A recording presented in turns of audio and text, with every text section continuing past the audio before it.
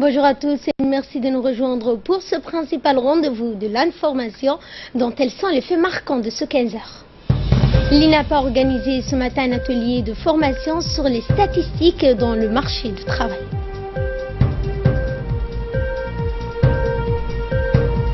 Et en Syrie, près de 5000 civils sont retenus par le groupe État islamique à Raqqa. Bonjour, et l'on entame ce journal par cette tenue de la 44e session du Conseil des ministres des Affaires étrangères de l'Organisation de la coopération islamique, l'OCI, ayant pour slogan cette année Jeunesse, paix et développement dans un monde de solidarité, qui s'est tenue à Abidjan, au Côte d'Ivoire, le 10 et le 11 juillet, sous le haut patronage du président Alassane Ouattara. Notre pays était représenté à cette importante rencontre de 2 jours par notre ambassadeur en Arabie Saoudite et représentant permanent auprès de l'OCI, Diadine Saïd Bamakrama, accompagné de l'ambassadeur de Djibouti à Rabat. Au cours de cette conférence des ministres des Affaires étrangères de l'OCI, les différents délégués présents ont planché donc sur de nombreux sujets d'actualité, comme la situation en Syrie, en Palestine, au Yémen, ou encore la Libye, au Mali ou en Centrafrique, mais aussi la situation des communautés musulmanes à travers le monde, l'extrémisme religieux ou encore l'islamophobie et le dialogue interreligieux. En ce qui concerne Djibouti, le Conseil a examiné et adopté également une résolution sur les différents frontaliers opposant notre pays à l'Érythrée. Il a invité tous les États membres à veiller à la mise en œuvre intégrale de la résolution numéro 1907 du Conseil de sécurité des Nations Unies. D'autre part, la conférence a tenu au 2e jour une séance de réflexion sur la jeunesse, la paix et le développement. Retour à Djibouti, un atelier de formation sur les statistiques dans le marché du travail s'est ouvert ce matin à l'INAP. Intitulé Introduction des notions de base de la statistique, durant 3 jours de formation, l'on mettra en place un système de suivi des statistiques de la politique nationale de l'emploi. Cette première journée a été animée par un statisticien de l'Observatoire national de l'emploi et qualification, Mustafa Ahmed, qui a appréhendé avec les participants la réalité de l'emploi en se servant notamment des données statistiques pour appuyer les prises de décisions et déterminer ainsi les programmes à mettre en place pour la création d'emplois. Nous avons l'effort que nous avons fourni, il nous faut des données vérifiables, justes et actuelles. C'est ce que les statistiques nous permettent donc. Et pour plus ample explication à ce sujet, écoutons le mot du secrétaire général du ministère du Travail. Et à Dikil, nous allons à Dikil pour... C'est agréable de souhaiter la bienvenue à tous les participants à cet atelier consacré au système d'information du marché du travail, de la volonté d'interagir et de dialoguer entre services dépendants de notre ministère, le producteur de données statistiques sur l'emploi. Pour appréhender la réalité de l'emploi, il est en effet utile de fonctionner en réseau avec les institutions publiques concernées par la collecte, l'analyse et l'utilisation d'informations sur le marché du travail. Les données statistiques sont des outils indispensables pour appuyer la réflexion, prendre la décision et déterminer les programmes à mettre en place pour la création d'emplois. C'est pourquoi le renforcement du système d'information du marché du travail et l'instauration de l'Observatoire national de l'emploi et qualification ont été identifiés comme des priorités dans la politique nationale de l'emploi dont s'est doté le pays. L'ONEC constitue déjà un lieu de collecte qui permet d'améliorer la qualité d'informations produites pour que l'ANEFIP développe une réelle capacité d'intermédiation sur le marché du travail. Cette plateforme qui regroupe les directions du MTRA offrira la possibilité de renforcer le cadre institutionnel existant. Elle donnera l'opportunité aux producteurs et aux utilisateurs d'informations statistiques de se rencontrer, de se concerter pour améliorer la qualité et de mieux utiliser les informations existantes. L'objectif de cette approche est de produire des données statistiques nécessaires en temps opportun pour anticiper, localiser les gisements potentiels d'emploi et agir sur les qualifications en conséquence. La collaboration qui s'esquisse cet après-midi entre nos services est nécessaire, elle doit être permanente et se poursuivre au-delà de cet atelier pour que le ministère puisse fournir des données statistiques sectorielles sur l'emploi. Nous allons à Dikil pour parler santé. Une équipe mobile de la CNSS est chargée des enregistrements des assurances maladies obligatoires se sont rendus ce matin au siège du conseil régional de la ville de Linti. Le préfet de la région, Mohamed Cheko Hassan, s'est rendu sur les lieux pour inscrire sa famille, mais aussi veiller au bon déroulement des enregistrements des assurés à l'assurance maladie obligatoire, auxquels donc ont pris part, se sont inscrits plus de 200 familles et prestataires se sont présentés.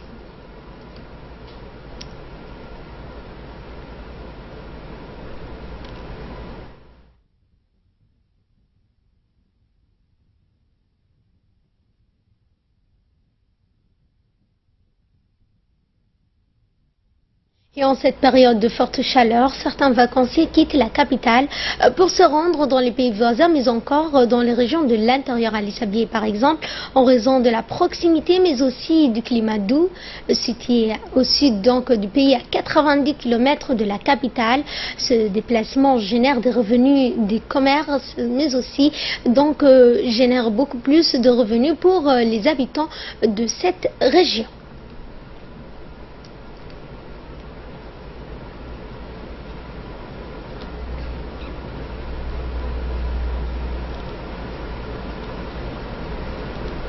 yahay amba u soo dhaweynayo jawiga iyo cimilada gobolkani Cali Sabiix magaalada hawadeedu waa magaalo ciyaalkan oo fiican biyuhu waa disponible si ka fiican baa imaanaan dhaqdhaqaaqa noo socda magaalada gobolka Cali Sabiix Maxamed Sheekh Abubakar RTD.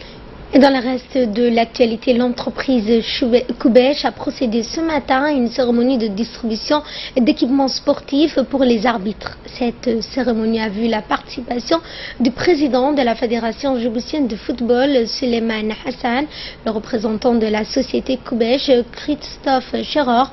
Ces dons étaient composés notamment d'équipements nécessaires à l'arbitrage, dont des maillots, des t-shirts, des chaussures, mais aussi des sifflets.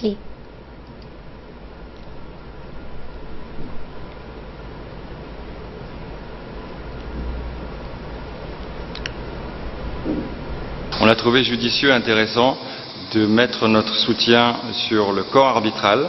Vous avez dit de très bons mots, sans arbitre, il n'y a pas de match. Je dirais même que, même s'il y a de très bonnes équipes, si l'arbitre est mauvais, le match sera mauvais. Donc c'était très important pour nous d'appuyer cette profession, ce corps arbitral, qui est central, et qui ne va pas dire on choisit telle ou telle équipe, on veut être avec tout le monde, et il n'y avait rien de mieux que d'être avec vous sur vos maillots pour montrer qu'on veut soutenir le football djiboutien à travers le cœur ou le fondamental du football qui est constitué par les arbitres.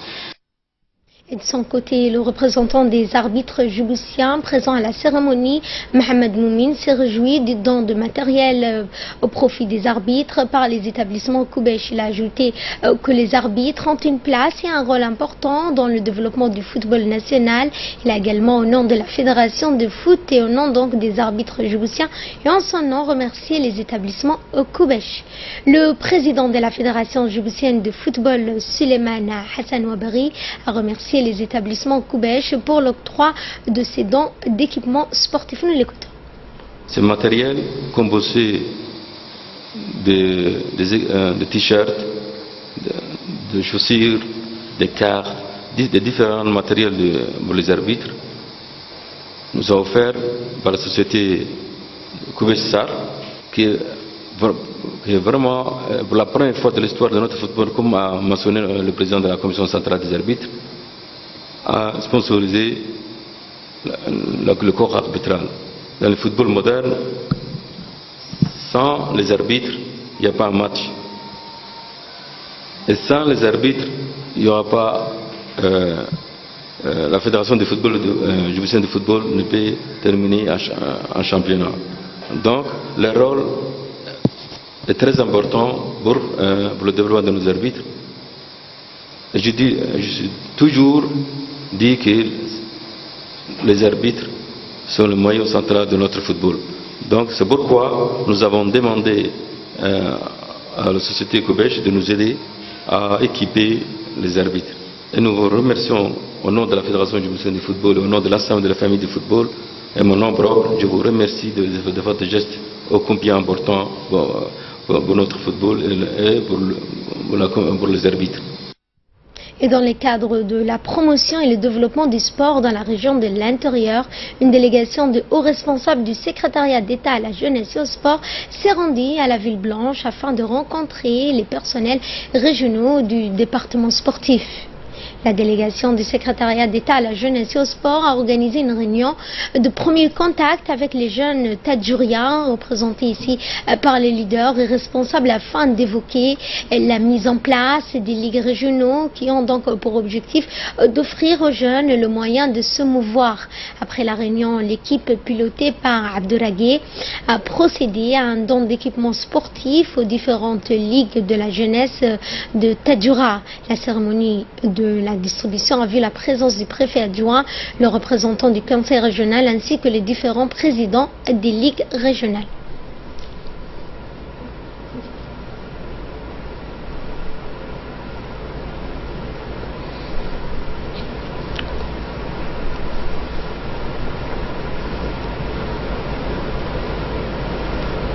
Organiser un championnat régional dans le cadre de la ligue régionale, c'est-à-dire le football, le handball, le volleyball, le basketball, ainsi que tous les équipements nécessaires pour organiser ces activités. Et nous remercions la préfecture qui nous a donné son temps d'être ici avec nous et aussi le conseil régional pour leur participation à cette heure-ci avec leur calendrier bien chargé. Nous vous remercions. Et en Syrie, près de 5000 civils retenus par le groupe État islamique à Raqqa après la reprise de Mossoul dimanche par les forces irakiennes. L'organisation de l'État islamique détient encore un bastion à Raqqa en Syrie.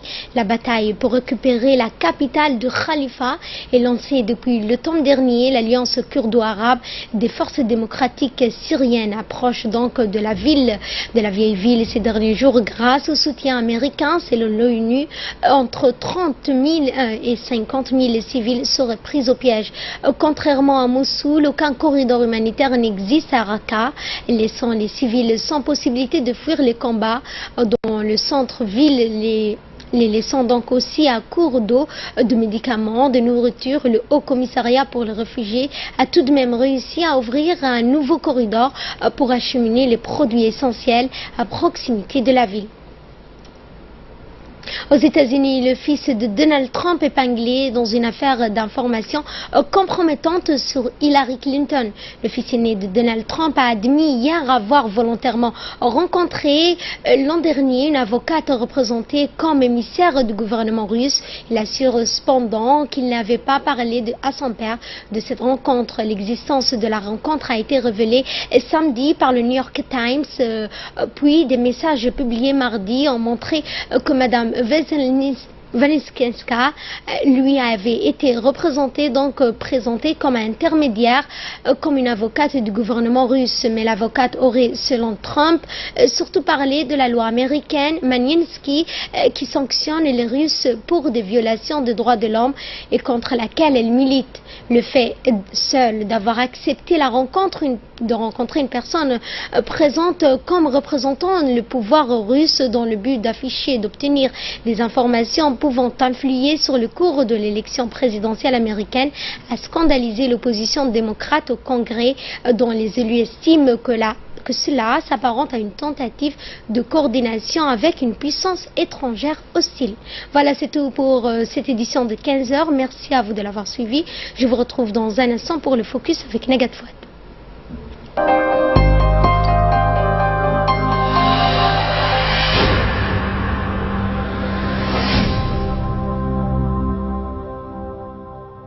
Coca-Cola?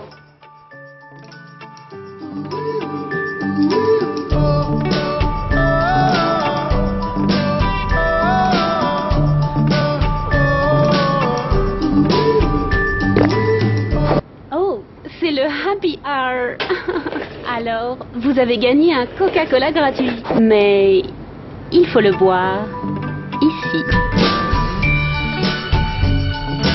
Savourez le moment.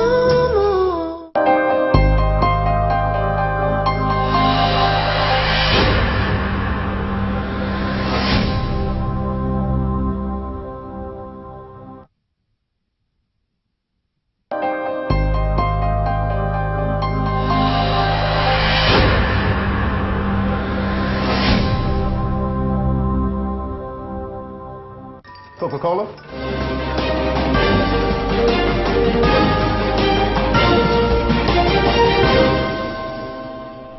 Merci de nous rejoindre pour cette seconde partie consacrée au focus. Avec nous sur ce plateau Nagat Fod. Bonjour Nagat. Bonjour. Et dans ce focus que vous nous avez préparé, vous avez donc traité un sujet parlant notamment de la petite fille qui a été donc dévorée à moitié par le lion dans le zoo. C'était un fait divers qui appartient donc au passé. Voilà, donc Fardous, comme vous l'avez dit, après 6 mois de convalescence et de rééducation, dans des hôpitaux spécialisés à Paris, la petite fille dénommée Aïcha Ismaël Adosh, qui était parmi les victimes d'une attaque aux fauves aux réfugiés des camps au zoo de Douda en janvier dernier, et de retour, ils sont revenus en fait hier soir à Djibouti. Donc l'accompagnatrice du groupe scolaire en fait et un des jeunes en fait ont été également blessés ou ayant succombé à leurs blessures après avoir été évacués à l'hôpital général Pelletier. Donc grâce au concours du président de la République et également de la première dame, la petite Aïcha a été évacuée 4 jours après l'accident à Paris pour recevoir des soins adéquats et aux hôpitaux parisiens. Donc 2 mois en fait, 2 mois de soins et 3 mois de rééducation. Donc la petite Aïcha en fait était entre la vie et la mort et est revenue aujourd'hui à Djibouti pour et notamment remercier le président de la République pour toute l'aide qu'il lui a procuré à elle et à sa famille, donc pour ses soins et tout le soutien de la République de Djibouti. Merci Nagat, merci à vous qui nous suivez, excellent après-midi à toutes et à tous.